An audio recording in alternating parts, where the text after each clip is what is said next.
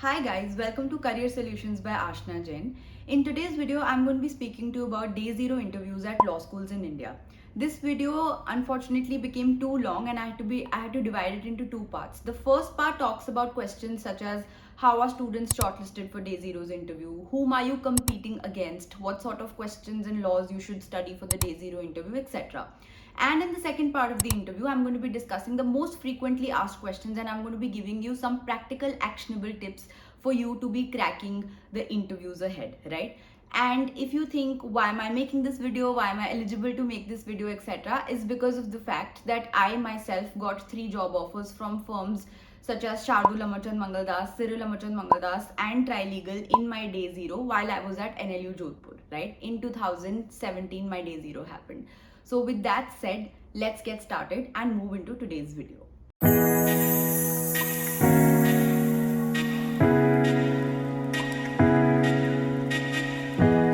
First question is that what is a day zero? So a day zero placement means that the firms are coming to a college for the first time for placing the students of a particular batch.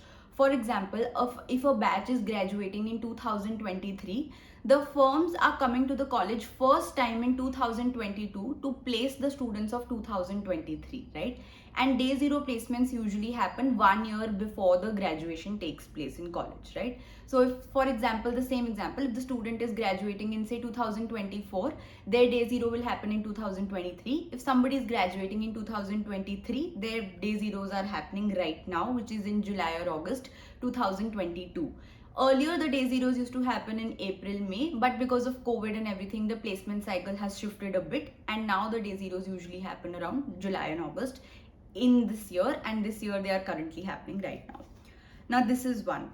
Secondly, most frequently asked question is which type of law firms are invited to day zero. Now, day zero is very prestigious for a law school's image, and law schools would want to invite the best of the best law firms. They usually, I'm not saying all law schools, obviously it depends on how old the law school is, how well equipped the law school is, what is the ranking of the law school generally in the country. Based on that, most of the law schools would want to invite law firms who would offer a salary of upwards of 10 lakhs per annum. Sometimes they even invite law firms which are only offering 13 lakhs per annum, right? However, most of the times full service law firms such as Shardul Amachan Mangaldas, Cyril Amachan Mangaldas, Khaitan, Trilegal, AZBN Partners, etc. are invited in the day zero scenario. Of course, there could be other firms as well who come to the day zero, but yes, most of the times it's tier 1 firms and most of the times it's full service law firms that are invited for day zero, right? Now, the second most important facet of this entire day zero scenario is that each student is only allowed to file in their application or file in their candidature for only a limited number of law firms. For example, if there are 11 number of law firms coming to a college, you can only send your application to 5 of those law firms. Now, that doesn't mean that you get an interview with all those 5 law firms for whom you filed your candidature with. It depends on the law firm that those 5 law firms will get your CV and then they will make a shortlist according to however they want to make a shortlist, right? So please understand that before selecting a law firm to file your candidature, understand that how the law firm shortlists the candidates. There are times when law firms would only shortlist on the basis of your rank. So if say you are not in the top 5 or 20 or 10 of the batch, it's better not to file your candidature with such law firms. Sometimes the law firms would only shortlist candidates for an interview basis the fact that whether these candidates have interned with us before or not, right? Some law firms would only shortlist on the basis that whether this particular candidate has interned in enough number of law firms on that particular area of law for which the candidate is sitting. Sometimes the law firms would shortlist on the basis that whether the candidate has a balanced CV or not, and whether there are all components of moot court competitions, publications, certifications, internships, positions of responsibilities, extracurricular activities, co-curricular activities, good grades, etc. All of that, right? So this is the criteria on which the law firms shortlist. And on the other hand, you need to understand that you don't need to select only the top 5 firms that are coming to college. Maybe you don't even fall in the category of the shortlisting criteria that those top 5 firms have, right?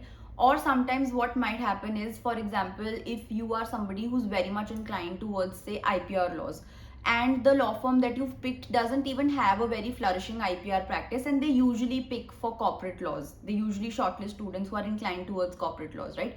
Then again, you miss out on the opportunity of interviewing with that law firm, because they will not be interested in your candidature, considering your entire CV would be based around IPR laws, right? So you need to understand from the law firm's perspective that what is their criteria of shortlisting. Each law firm has a very different criteria, but it's a very set criteria.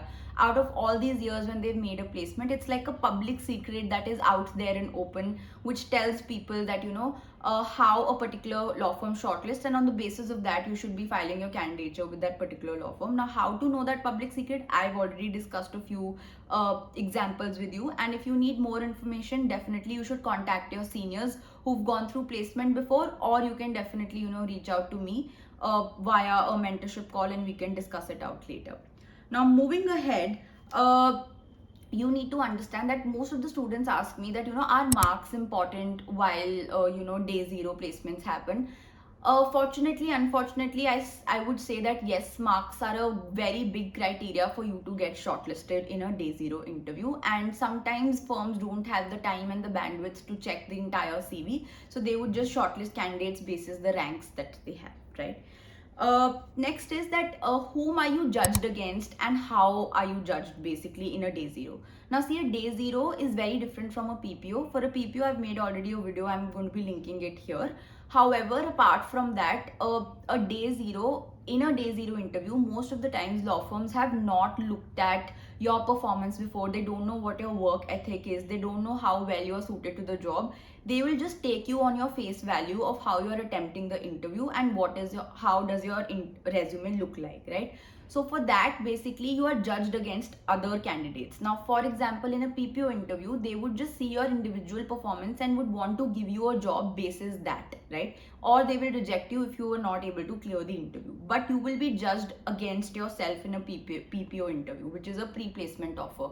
On the other hand, in a day zero, since they've not worked with any of the candidates who are sitting for a job interview, they are all judged against each other. So for example, if there are two candidates, A and B, and if A and B are both individually very good candidates and they both deserve a job. However, if A is slightly better than B, then A is going to get that job and B is not going to get that job, right? So I hope you understand that in day zero, the competition is a little tougher and you are definitely, judged against the other candidate. However, on the flip side of it, or rather the good side of it, that sometimes law firms would want to pick up a lot more students in the day zero. Now, say for a PPO, it usually depends on the team. Like say if the team has one vacancy, they're just going to select that one candidate and that's it. However, in day zero, the firms always have a strict criteria in mind that fine, we need to select 5 students from this college. For each college, they would have a quota that we are going to go there and select a maximum of 5 students and a minimum of say 1 student for a particular team that they have in mind, and they would make the selections accordingly. So in that scenario, you have greater number of vacancies in front of you and there are better chances of you qualifying for that vacancy, right? Now, the last question is that what is asked in a day zero interview. Of course, I'm going to be discussing some most frequently asked questions in the next coming video. Apart from that, of course, there are first of all, your resume becomes the most important because they haven't worked with you, so there is no worksheet. And if you want to understand the concept of worksheet, etc., again, like I said before, I've made a video and you can go check it there. But yes, if you don't have a worksheet, you have never worked with them before, and they haven't known of your existence before, they just have your resume, right? So they're going to ask you most questions from your own resume. Secondly, if you have interned with them before, some of the questions can even come from that particular internship that you've written on the CV. And thirdly, it is for the area of law that they are recruiting. Now, in day zero, they wouldn't care if you are an IPR candidate, or say if you are a dispute resolution candidate, or say if you are a trade law candidate, etc., right? The day zero interviews usually happen with a very specific set mindset that if you are coming ahead and telling that fine, I want to get recruited in the day zero, the law firm will have a set mindset saying that we are only recruiting for corporate law. Do you want to get recruited or not? So it's literally on the law firm and not on you. They don't really give you a choice most of the times. Of course, there will be people who will disagree with me, but it's a publicly known thing that in most of the day zeros, law firms usually recruit for corporate practice. Now, again, it could be any practice for which they are recruiting, but you have to prepare according to that practice. So you can't go there in the interview and say that, listen, I am an IPR person, I really don't know Companies Act, I don't know how to attempt it, so I can't answer questions in that. If you're sitting for day zero and if you know the law firm is recruiting only for the corporate practice, then definitely you will have to pick that and you will have to prepare accordingly, right? Irrespective of whichever area of law you're from. So I think with that, we've reached the end of today's video. And in the next video, I'm going to be discussing questions like, how to introduce yourself, why do you want to work with us, etc. All of that. And stay tuned for the next video. And I hope you like this video. Please like, comment, share, subscribe, and put your feedback in the comments and let me know if there are any other questions that I should be dealing with in the next video. Till then, thank you so much.